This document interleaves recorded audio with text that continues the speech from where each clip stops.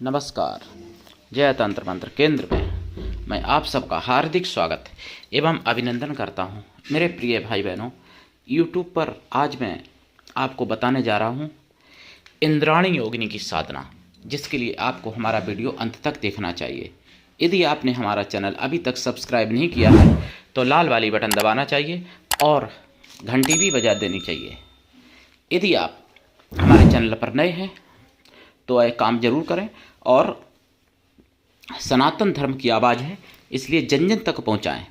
आप सबका ये चैनल है, अकेले हमारा नहीं है, इसलिए अपना चैनल समझ के इसको आगे बढ़ाएं। मेरे प्रिय भाई बहनों, आप हमारे वीडियो को फेसबुक पर, व्हाट्सएप पर, ट्विटर अकाउंट के माध्यम से और इंस्टाग्राम पर अधिक से अधिक शेयर करें। लाइक और कमेंट करना भी आपका धर्म है। दुनिया में जिसका कोई नहीं, मैं उसका हूँ। यदि आपको अपनों ने धोखा दिया है अथवा आपको परायों ने धोखा दिया है तो आप एक बार मुझे अवश्य आजमाएं। हमारा मोबाइल नंबर है 9305 63 71 73। हमसे बात करने का टाइम भारतीय टाइम के अनुसार दिन में दोपहर 12 बजे से 2 बजे के बीच का है। यदि आप सच्चा पवित्र निस्वार्थ दिव्य प्रेम पाना चाहते हैं अथवा सच्चा पवित्र निस्वार्थ दिव्य प्रेम देना चाहते हैं तो आपका स्थान मेरे लिए मेरे प्राणों से भी करोड़ों गुना ऊपर है। मैं राष्ट्रीय अध्यक्ष कृष्णा दल एवं महामंडलेश्वर आप सबसे निवेदन करता हूं, यदि आप मानवतावादी हैं अथवा आप सनातनी हैं तो मुझसे जरूर जुड़ें। यदि आप में योग्यता हुई तो मैं आपको पदाधिकारी भी बनाऊंगा अपने संगठन कृष्णा दल में। ये कृष्णा दल हमारा आपका सबका एक परिवार है। आप देश विदेश में विश्व के किसी भी कोने में रहते हैं, किसी भी जाति धर्म से हैं, कोई दिक्कत नहीं, आप हमारे दिए हुए ज्ञान से भरपूर लाभ उठा सकते हैं। मेरे प्रिय भाई बहनों, मैं आपको इंद्राणी देवी माता की साधना बहुत पहले दे चुका हूं, जिसमें मैंने मंत्र भी बताया था उनका विधि विधान के साथ। लेकिन आज मैं इंद्राणी योगिनी की साधना आपको बताऊंगा। इंद्राणी नाम की अप्सरा भी हैं, ये भी भविष्य में अगर उनकी कृपा हुई तो डालूंगा ये साधना। और इंद्राणी नाम की यक्षिणी भी हैं जो यूट्यूब पर अभी तक मुझे नहीं मिली, लेकिन अप्सरा तो और लोगों ने डाल भी रखी हैं इंद्राणी नाम की। तो इंद्राणी योगिनी के बारे में बताऊं, ये इंद्राणी माता की तरह कार्य करती हैं। इंद्राणी माता की एक सेविका शक्ति हैं, बल्कि इंद्राणी माता ही जैसा सब कुछ इनका स्वभाव और प्रभाव रहता है साधक के जीवन में। लेकिन ये इंद्राणी माता से जल्दी इसलिए हो जाती हैं कि इंद्राणी माता की एक सेविका शक्ति हैं, बहुत बड़ी योगिनी है। इंद्राणी माता तो आदिशक्ति हैं ही, लेकिन उनकी ये संयोगिनी शक्ति हैं जिन्हें इंद्राणी योगिनी के नाम से जाना जाता है। हालांकि बहुत लोग कॉल करके भी मांगे हमसे, कुछ लोगों ने कमेंट भी की, तो मैं आपको आज इंद्राणी योगिनी की साधना बताऊंगा। लेकिन उससे पहले मैं कुछ जरूरी आपसे निवेदन करना चाहता हूँ। जैसा कि मैंने बताया कि सनातन धर्म बहुत खतरे में चल रहा है। बांग्लादेश में आज दिन तक हिंदुओं की हत्या की जा रही है। अभी एक दो दिन पहले मैं सुन रहा था, बांग्लादेश में एक व्यापारी थे चावल के, बहुत बड़े व्यापारी थे, और उनकी दुकान में जिहादी सुअर घुसे और उन पर कुल्हाड़ी से वार किया और उनको जान से मार दिया। वो चावल के व्यापारी थे, सीधे साधे थे, किसी लड़ाई झगड़ा नहीं करते थे। व्यापारी वर्ग वैसे भी सीधा साधा होता है, लेकिन जिहादी सूरों को हिंदू बर्दाश्त कहाँ, वो घुसे और उनको मार दिया और फरार हो गए। अब हालांकि वहाँ के जो पुलिस वाले हैं वो मुसलमान वो भी हैं, उन्होंने पुष्टि भी की कि हाँ इनको मुसलमानों ने मारा है और उनकी हत्या की गई है, हत्या हो गई। ऐसी इक्का दुक्का खबरें आ जाती हैं चैनल पर। मैंने सुदर्शन चैनल पर जैसा सुना था, लेकिन जबकि वहाँ पर हजारों हत्याएँ हो रही हैं बांग्लादेश में हिंदुओं की, और हिंदुओं की माँ बहनों बेटियों का खुलेआम एक एक घर में ये 40-40 50-50 सूअर जाके और उनका बलात्कार करते हैं।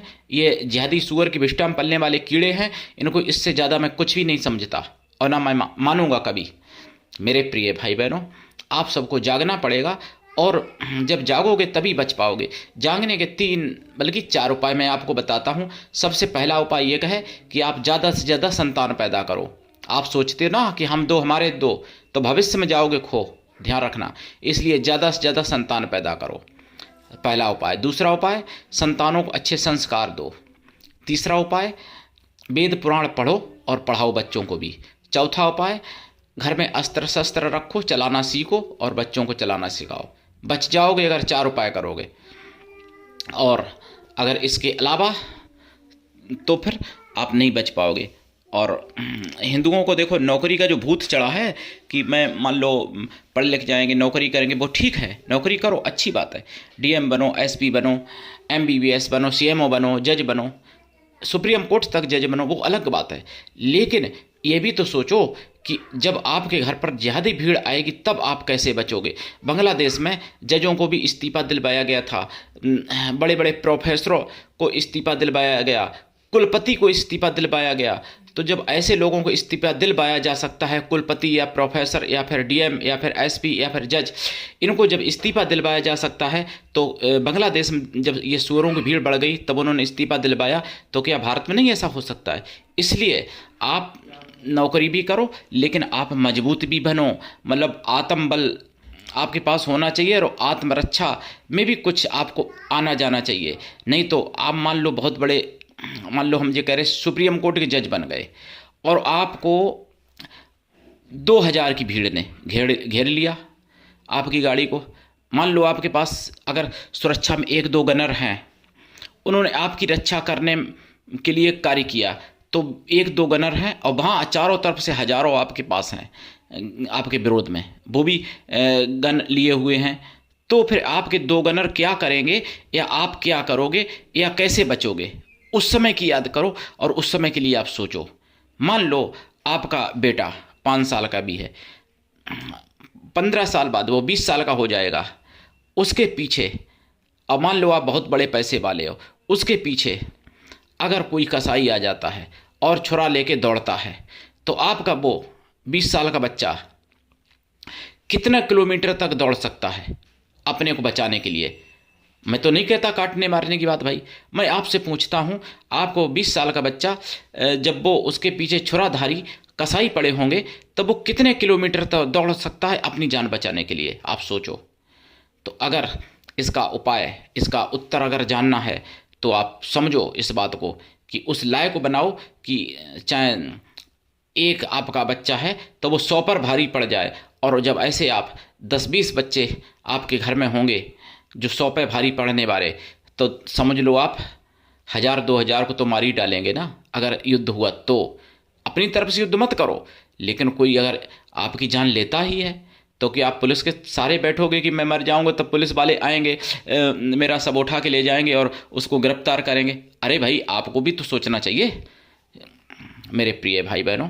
ये सब समस्याएं हैं और जो आपको स्वयं उसका निदान करना पड़ेगा। सरकार के सहारे, पुलिस के सहारे बैठोगे तो फिर आप, बांग्लादेश में भी पुलिस वाले हैं ना, लेकिन वहाँ क्या हो रहा है, अफगानिस्तान में भी पुलिस वाले होंगे, वहाँ क्या हुआ, पाकिस्तान में भी पुलिस वाले हैं, वहाँ क्या हो रहा है हिंदुओं के साथ, भारत में बंगाल में भी पुलिस वाले हैं, लेकिन बाबरी मस्जिद बनाई जा रही है मुर्शिदाबाद में 6 दिसंबर 2025 में, जिसकी नींव रख चुकी है। हिमाऊ कबीर नाम का एक जीव है, सूअर के बिष्टा में पलने वाला कीड़ा, जिसने रखी हुई है। तो फिर आप पुलिस के सहारे कैसे बैठोगे मेरे प्रिय भाई बहनों। आपको जागना पड़ेगा और समझना पड़ेगा। अब मैं आपको इंद्राणी नाम की योगिनी की जो हैं उनकी मैं साधना आपको बता दूं। देखिए, साधना करने से पहले लाइफ टाइम के लिए आपको शुद्ध शाकाहारी रहना पड़ेगा। अगर आप मांसाहारी हैं, मान लो मीट मछली अंडा शराब कुछ भी अगर इस्तेमाल करते हैं तो उसको छोड़ना पड़ेगा आजीवन। उसके बाद में साधना करो। साधना काल में आपको ब्रह्मचर्य व्रत, 1 टाइम भोजन, भूमि शयन परम आवश्यक है साधना काल में। और साधना काल में आपको खोया की मिठाई का, अष्टमेवा का भोग लगाना पड़ेगा, प्रसाद रखना पड़ेगा, देसी गाय के घी का दीपक जलाना पड़ेगा, 1 लोटा जल रखना पड़ेगा साधना काल में। साधना रात्रिकालीन है। इसमें आपका आसन लाल रहेगा और दिशा उत्तर या पूरब रहेगी। और मंत्र भी बताऊंगा, चिंता मत करना। इसमें माला आपकी रुद्राक्ष की रहेगी या लाल चंदन की रहेगी या लाल हकीक की रहेगी माला। जाप करें, प्रसाद साधना के बाद खुद खाएं, परिवार में बांट दें। 1 लोटा जो जल रखेंगे वो पीपल वृक्ष पर चढ़ा दें। इंद्राणी का मंत्र बोलते हुए, जो मंत्र भी मैं बताऊंगा वही जाप में जपेंगे आप, वही मंत्र बोलते हुए जल चढ़ाएंगे पीपल पर। ये काम नित्य करें। मान लो नित्य जल चढ़ाएंगे, साधना नित्य की जाएगी। साधना ऐसा नहीं होता, बहुत लोग हमसे फ़ोन करते हैं, कहते हैं गुरुजी मैंने साधना की, फिर मैंने छोड़ दी, फलां चैनल से ली थी। अरे भाई, ऐसी साधना थोड़ी होती है। साधना वो होती है कि जैसे 1.25 लाख या 5 लाख या 11 लाख या 51 लाख या 1 करोड़ या फिर 51,000, जितने का भी आपने संकल्प लिया वो जाप नित्य करें अपनी नियमित संख्या में, नियमित समय पर, एक स्थान पर और एक दिशा में मुख करके, एक विधि विधान से, जब तक वो पूरा ना हो। उसे साधना कहते हैं। साधना उसे कहते हैं जिसमें अपनी मन, इंद्रियां, सभी कुछ साधना पड़ता है जिसको, उसी का नाम साधना है। मेरे प्रिय भाई बहनों, जाप करें, 1.25 लाख जाप कम से कम करें। ज़्यादा अगर करेंगे तो प्रत्यक्षीकरण हो जाएगा, वचन भी मिल जाएंगे। 1.25 लाख में आपके काम तो बनने लगेंगे, कृपा हो जाएगी। लेकिन अगर वचन चाहते हो, वरदान चाहते हो, प्रत्यक्षीकरण चाहते हो, अगर हमारी जैसे आवाज़ सुन रहे हो आप, ऐसे ही इंद्राणी योगिनी माता की आवाज़ सुनना चाहते हो, तो आपको लंबे समय तक साधना करनी पड़ेगी, क्योंकि ये आदिशक्ति का ही एक रूप है इंद्राणी योगिनी। इनको केवल माता रूप में सिद्ध करना पड़ता है। इधर उधर की बातें नहीं सोचना, नहीं तो फिर पाप ही लगेगा और पतन भी हो जाएगा, नाश हो जाएगा। इसलिए गंदी संदी बातें दिमाग में मत लाना। मेरे प्रिय भाई बहनों, जाप करें। और हाँ, मैं आपको बता रहा हूँ, दीक्षा लेके साधना करें। बिना दीक्षा के कभी भी साधना में कोई सफलता नहीं मिलती है। गुरु ऐसा हो शिष्य से कुछ भी ना ले, लेकिन शिष्य भी ऐसा हो गुरु को सब कुछ दे, गुरु पर पूर्ण विश्वास करे, गुरु के लिए समर्पित रहे, गुरु से अपने मन की सारी बात कह सको, अपना भला बुरा, पाप पुण्य, सुख दुख सब कुछ गुरु को बता सको, ऐसा गुरु होना चाहिए। मेरे प्रिय भाई बहनों, मैं आपको बताऊं, गुरु बनना बहुत कठिन है। जब कोई गुरु बनता है तो शिष्य का 75% पाप कष्ट अपने ऊपर ले लेता है। लेकिन मैं दीक्षा देता हूँ, इसमें मेरा एक स्वार्थ है। मेरा स्वार्थ ये है कि आप हिंदुत्व का काम करें, आप हिंदू धर्म को जगाएं, हिंदू धर्म का उत्थान करें। और हिंदू धर्म के उत्थान के लिए हम अपना सर्वस्व नष्ट कर सकता हूं, अपना सर्वस्व न्यौछावर कर सकता हूं, अपने शरीर का एक एक बूंद खून का दे सकता हूं हिंदुत्व के उत्थान के लिए। मेरे प्रिय भाई बहनों, यही मेरा स्वार्थ है दीक्षा निःशुल्क देने का। मेरे प्रिय भाई बहनों, अब मैं आपको बताऊं, देखिए, जितना जाप करेंगे उसका दशांश हवन करना पड़ता है। हवन का दशांश तर्पण करना पड़ेगा, तर्पण का दशांश मार्जन करना पड़ेगा, मार्जन का दशांश पवित्र ब्राह्मण पतिव्रता स्वासिनी स्त्रियों को भोजन करा देना चाहिए। अगर पवित्र स्त्रियां ना मिले तो ब्राह्मण पवित्र कन्याओं को भोजन कराना चाहिए। अगर वो भी ना मिले तो कन्या या स्त्रियां किसी भी जाति वर्ण की हो सकती हैं भोजन कराने के लिए, लेकिन वो मन से तन से पवित्र हों एवं शुद्ध शाकाहारी हों, क्योंकि चरित्रवान को ही भोजन कराना चाहिए। चरित्रहीन का महत्व कहीं पर भी नहीं है। किसी भी देवी देवता को कोई भी साधक चरित्रहीन नहीं पसंद है। ध्यान रखना, चरित्र के बराबर कोई धन नहीं है, ब्रह्मचर्य व्रत के बराबर कोई व्रत नहीं है। लेकिन विवाह से पहले, विवाह के बाद संतान उत्पत्ति के लिए ही केवल अपना जो है सोचना समझना चाहिए, बल्कि और समय पर ब्रह्मचर्य व्रत रखना चाहिए। और सत्य के बराबर कोई तप नहीं है, परोपकार के बराबर कोई धर्म नहीं है, और सनातन धर्म के प्रचार के बराबर कोई कर्तव्य नहीं है। ये बात कोई नहीं यूट्यूब पे बताता है, देख लेना खंगाल के यूट्यूब। मेरे प्रिय भाई बहनों, सबसे बड़ा कर्तव्य है सनातन धर्म का उत्थान, सनातन धर्म का प्रचार, सनातन धर्म का विकास। अगर कन्या या स्त्रियां भी नहीं मिलती हैं भोजन कराने के लिए, तो उतनी गौ माताओं को भोजन करा देना चाहिए। पूरा फल मिलेगा, पूरी कृपा होगी इंद्राणी माता की। और इंद्राणी माता की कृपा क्या, अगर आप विधि से करोगे तो वचन भी होंगे, वरदान भी मिलेगा, प्रत्यक्षीकरण भी हो जाएगा। मेरे विधान से आप करोगे, मेरे नियम से, तो करिए साधना, उठाइए लाभ। आज के लिए इतना ही, धन्यवाद। जय श्री राम, हर हर महादेव, जय इंद्राणी माता की।